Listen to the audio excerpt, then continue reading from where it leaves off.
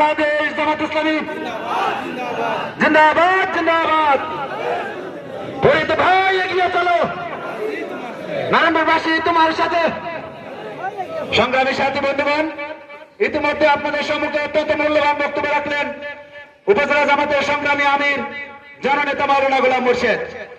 সংগ্রামী বন্ধুগণ, এই পর্যায়ে আপনাদের সম্মুখে বক্তব্য রাখার জন্য বিশেষভাবে অনুরোধ করছি বাংলাদেশ জামাত ইসলামী মনোনীত আগামী জাতীয় সংসদ নির্বাচনের সংসদ সদস্য পদে প্রার্থী, যিনি চৌগাছা এবং জিগরগাছার মানুষের স্বাস্থ্য, ক্রীড়া এবং চিকিৎসা এবং শিক্ষা নিয়ে যিনি ভাবছেন, যিনি ইতিমধ্যেই চৌগাছা জিগরগাছার খানা খন্দ রাস্তাঘাট মেরামতের জন্য লক্ষ লক্ষ টাকা ব্যক্তিগত তহবিল থেকে বরাদ্দ দিয়েছেন, যিনি প্রায় 50,000 মানুষের ফ্রি মেডিকেল চিকিৎসা দিচ্ছে, যিনি আমাদের মানবতার ফেরিহারা হিসেবে পরিচিতি লাভ করেছেন, সেই প্রিয় ডাক্তার, বিশ্বখ্যাত শিশুরোগ বিশেষজ্ঞ ডাক্তার মোসলেউদ্দিন ফরিদ ভাই এখন বক্তব্য রাখছেন আজকের এই কর্মী সম্মেলনের